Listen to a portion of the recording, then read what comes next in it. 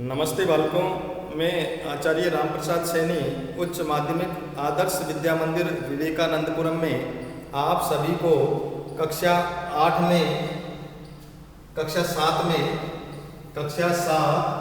में विज्ञान विषय में पाठ 5 अम्ल, क्षारक और लवण, कक्षा 7 में पाठ 5 अम्ल, क्षारक और लवण के बारे में अध्ययन कराऊंगा।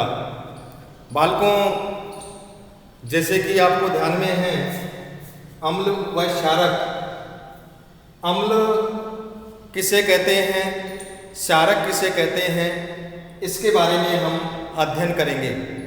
अम्ल और क्षारक की प्रकृति को जानने के लिए किसका उपयोग करते हैं, इसके बारे में भी हम अध्ययन करेंगे। जैसा कि बालकों आपको ध्यान में होगा, अम्ल जो होते हैं, इनकी जो प्रकृति कैसी होती है, ये स्वाद में कैसे होते हैं। अम्ल स्वाद में खट्टे होते हैं। कैसे होते हैं बालकों? जो स्वाद में खट्टे होते हैं उसे हम अम्ल कहते हैं। ठीक उसी प्रकार क्षारक किसे कहते हैं?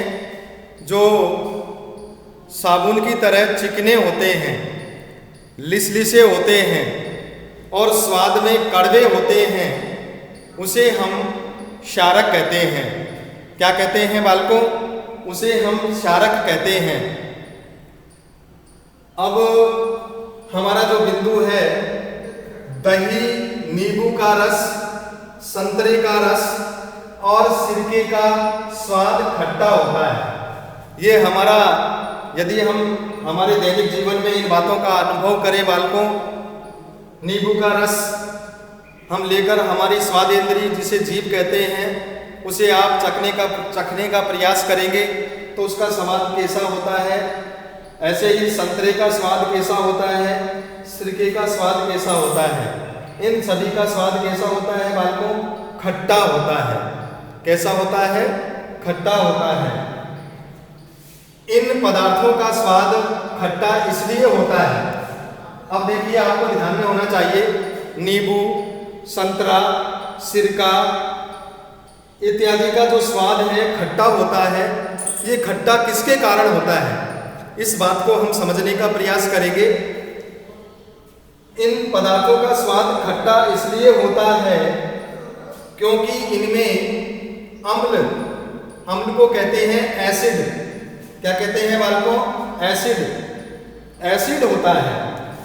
यानी नींबू, संतरा, इमली, आंवला जो खट्टे होते हैं इस स्वाद में, तो इनमें क्या होता है? एसिड होता है। क्या होता है बालकों? एसिड होता है। ऐसे पदार्थों की रासायनिक प्रकृति अम्लीय होती है। देखिए, जिन पदार्थों की रासायनिक प्रकृति अम्लीय होती है, वे स्वाद में क्या होते हैं? खट्टे होते हैं। और खट्टे किसके कारण होते हैं? क्योंकि इन पदार्थों में एसिड पाया जाता है। क्या पाया जाता है? एसिड पाया जाता है, इसलिए ये स्वाद में खट्टे होते हैं। क्या होते हैं बालकों? स्वाद में खट्टे होते हैं। नींबू, संतरा, सिरका, ये सब स्वाद में खट्टे क्यों होते हैं? क्योंकि इनमें क्या पाया जाता है? एसिड पाया जाता है। क्या पाया जाता है? एसिड पाया जाता है। और इन पदार्थों की जो प्रकृति होती है वह अम्लीय प्रकृति होती है। कौन सी प्रकृति होती है बालकों? अम्लीय प्रकृति होती है। आगे देखिए, एसिड शब्द की उत्पत्ति, जो एसिड शब्द है, इस शब्द की उत्पत्ति कहाँ से हुई, इसके बारे में भी हम अध्ययन करेंगे। एसिड शब्द की उत्पत्ति लैटिन शब्द एसियर से हुई। ध्यान करेंगे, एसिड शब्द की उत्पत्ति लैटिन शब्द एसियर से हुई है, जिसका अर्थ है खट्टा। एसिड का मतलब क्या होता है? खट्टा। और एसिड शब्द की उत्पत्ति कहाँ से हुई? लैटिन शब्द एसियर से हुई। किससे हुई बालकों? लैटिन शब्द एसियर से हुई। इसलिए एसिड यानी होता है एक तरह से खट्टा। जो स्वाद में खट्टे होते हैं वो एसिड कहलाते हैं या अम्ल कहलाते हैं। क्या कहलाते हैं? अम्ल कहलाते हैं। जिनकी प्रकृति अम्लीय होती है, जिनकी रासायनिक प्रकृति अम्लीय होती है, वो अम्लीय होने का कारण एसिड है। क्या है? एसिड है। अब देखिए, ऐसे ही हम अगला पॉइंट हमारा अध्ययन करेंगे, खाने का सोडा। क्या है बालकों? खाने का सोडा, बेकिंग सोडा। ऐसे पदार्थ जिनका स्वाद कड़वा होता है। ऐसे पदार्थ जिनका स्वाद कड़वा होता है और जो स्पर्श करने पर, जिनको यदि हम स्पर्श करें और स्पर्श करने पर साबुन जैसे लगते हैं। कैसे लगते हैं? साबुन आपने देखा होगा, जो डिटर्जेंट होती है, साबुन होती है, जिससे हम कपड़े साफ करते हैं, उसको हाथ में लेकर हम ऐसे देखते हैं तो वो लिसलिसी होती है, चिकनी होती है, तो कड़वा होता है, और जो स्पर्श करने पर साबुन जैसे लगते हैं, क्षारक कहलाते हैं। क्या कहलाते हैं बालकों? क्षारक कहलाते हैं। इन पदार्थों की प्रकृति क्षारकीय कहलाती है। इन पदार्थों की प्रकृति क्या कहलाती है? क्षारकीय कहलाती है। इन पदार्थों की प्रकृति क्षारकीय कहलाती है। आगे देखिए बालकों, हम और भी पॉइंट पढ़ेंगे यहाँ पर। सूचक किसे कहते हैं? सूचक का मतलब होता है कुछ ऐसे पदार्थ होते हैं जो अम्ल तथा क्षारक की प्रकृति की जानकारी देते हैं। कुछ ऐसे पदार्थ होते हैं जिनसे हमको अम्ल और क्षारक की प्रकृति की जानकारी प्राप्त होती है, उसे हम सूचक कहते हैं। जैसे लाइकेन नाम का जो पौधा होता है, उससे लिटमस पत्र तैयार किया जाता है। कौन सा पदार्थ तैयार किया जाता है? लिटमस पत्र तैयार किया जाता है। और लिटमस पत्र दो प्रकार के होते हैं, एक तो लाल लिटमस पत्र और एक नीला लिटमस पत्र, जो अम्ल व क्षारक की प्रकृति की जानकारी प्रदान करने के लिए सहायक होते हैं। ऐसे ही प्राकृतिक सूचक में आते हैं, जैसे गुड़हल का फूल। क्या है? गुड़हल का फूल है और हल्दी है। ये सब क्या है? प्राकृतिक सूचक के उदाहरण हैं। किसके उदाहरण हैं बालकों? प्राकृतिक सूचक के उदाहरण हैं। और अम्ल व क्षारक की प्रकृति हम सूचकों के आधार पर ही कर सकते हैं। आगे देखिए बालकों, अम्ल का नाम किस में पाया जाता है?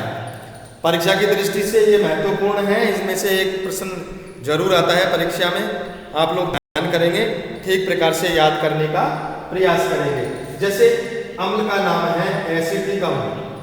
क्या है बालकों? एसिटिक अम्ल।